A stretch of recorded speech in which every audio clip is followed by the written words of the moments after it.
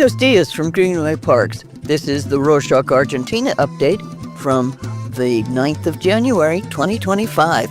A quick summary of what's going down in Argentina. It's the start of the new year, which means consultancies are rolling out their forecasts.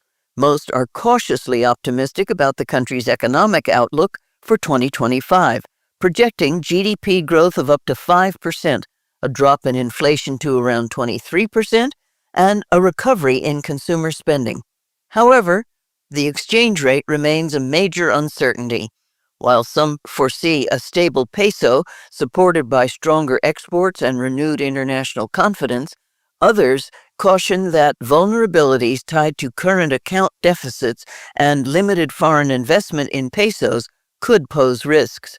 For now, Argentina's financial markets are on a roll, with the S&P Merval, the nation's main stock market index, hitting a new dollar-dominated record and the country risk index dropping below 600 for the first time since 2018. Analysts attribute this surge to growing confidence in the government's economic strategy, reinforced by timely bond payments. They're also optimistic about further gains, predicting that the country risk index could dip below 400 points soon. As to the government's plans for 2025, they include pushing ahead with privatizations, labor reforms, and changes to the pension system. In a recent interview, President Milei highlighted his administration's continued push to downsize the state and cut regulations. Efforts, he says, have already boosted Argentina's standing in global economic freedom rankings. The 2025 budget poses the most pressing challenge. Since Congress rejected the president's proposal, he extended the 2023 budget for a second consecutive year, a move without precedent. This now grants Guillermo Francos, the chief of staff, the responsibility of adjusting allocations throughout the year, which could leave some sectors stuck with outdated budgets despite rising inflation. In other news, one of the week's biggest stories is the Secretariat of Human Rights shutting down the Haroldo Conti Cultural Center, located in the ex-ESMA memory site. The closure comes amid a broader wave of layoffs under the Milei administration, which dismissed over 400 workers in December. The decision has drawn sharp criticism from human rights groups who have held protests and accused the government of dismantling memory and justice policies linked to Argentina's 1976 to 1983 dictatorship. On Saturday the 4th, activists organized an event titled A Memory That Burns, combining speeches and musical performances outside the cultural center. Named after a writer disappeared during the dictatorship, the center's closure has amplified concerns over the future of memory sites and human rights initiatives in the country. Supermarkets are also concerned, though for different reasons. Sales have continued to drop in the final months of the year, falling nearly 18% compared to the same period last year. Data from the National Institute of Statistics and Census, or INDEC, shows that the decrease in sales at constant prices reflects the growing financial pressure on consumers, who are also grappling with rising debt levels. Despite financial hardships, according to estimates by Martín González Urzada, an economist and lecturer at Universidad Torcuato de Tella, the country's poverty rate dropped in the second half of 2024, falling from a peak of 53% early in the year to around 37%. This improvement reflects lower inflation and modest wage recovery.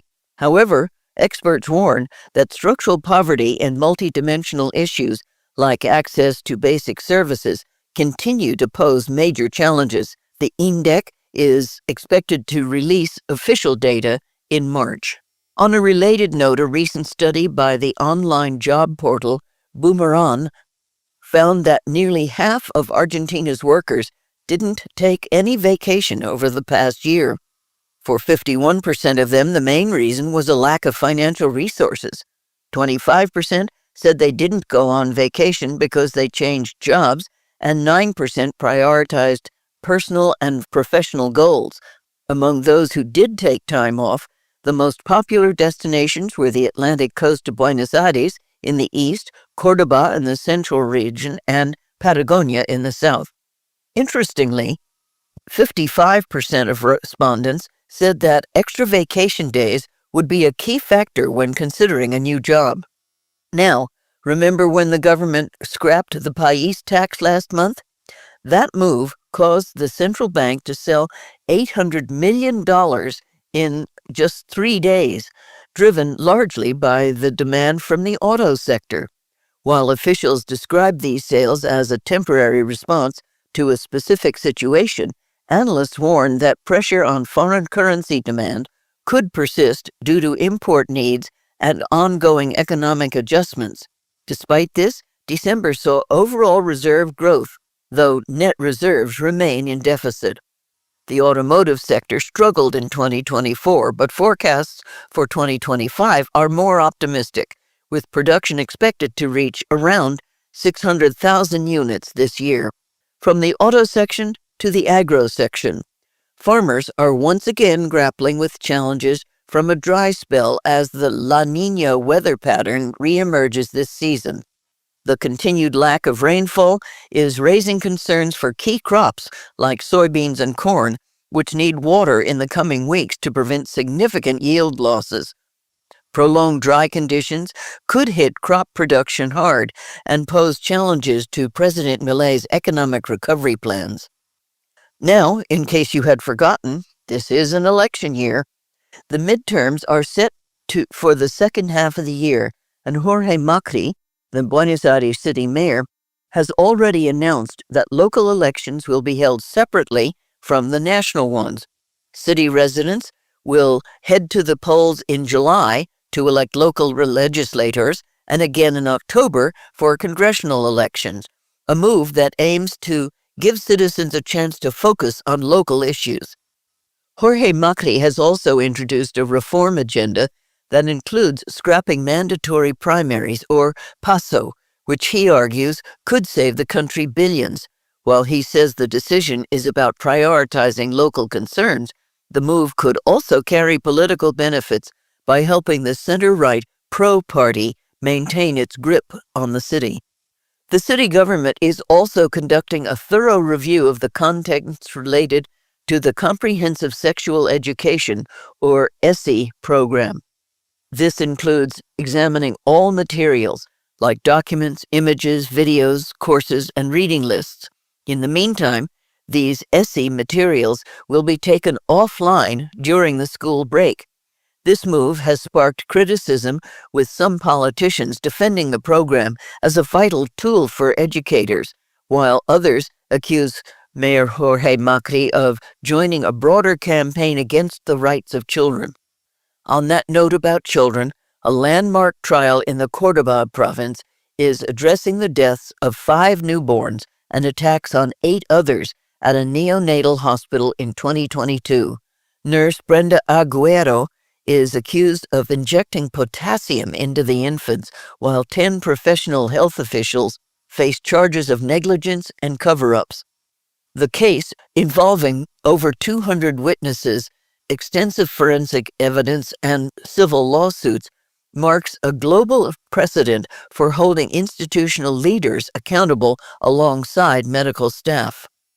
Speaking of medical conditions, Jorge Lanata, the Argentine journalist known for reshaping media in the country, passed away on the 30th of December at 64 after a prolonged hospitalization.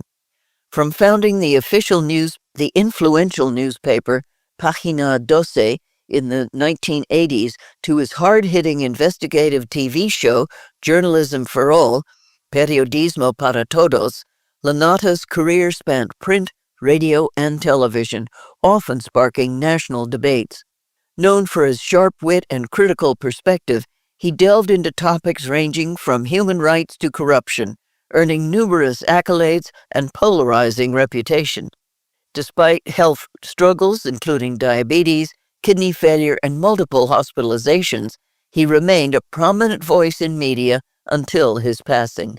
To end on a more positive note, Kevin Lane, a British-Argentine archaeologist with CONICET, Argentina's National Scientific and Technical Research Council, earned a prestigious UNESCO ICOMOS Culture Nature Prize for leading the restoration of 2 pre-Hispanic dams in Peru.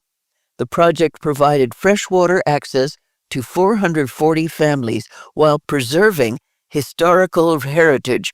Lane now hopes to replicate this initiative in other regions facing water stress, including parts of Argentina, despite challenges in funding and support. Finally, the football superstar Lionel Messi has made history as the first Argentine and the first male footballer to receive the United States Presidential Medal of Freedom. The award celebrates his outstanding contributions on and off the field, including his role as a UNICEF Goodwill Ambassador and his work through the Messi Foundation. And that's it for this week. Thank you for joining us. Thanks for sticking around for this episode of the Rorschach Argentina Update. Thank you for your support, shares, and feedback. Got ideas, suggestions, or just want to say hi? Just drop us a line at info@rorschach.com. Here's to another year of keeping you in the loop with what's going down in Argentina. Happy 2025. Nos vemos la próxima semana.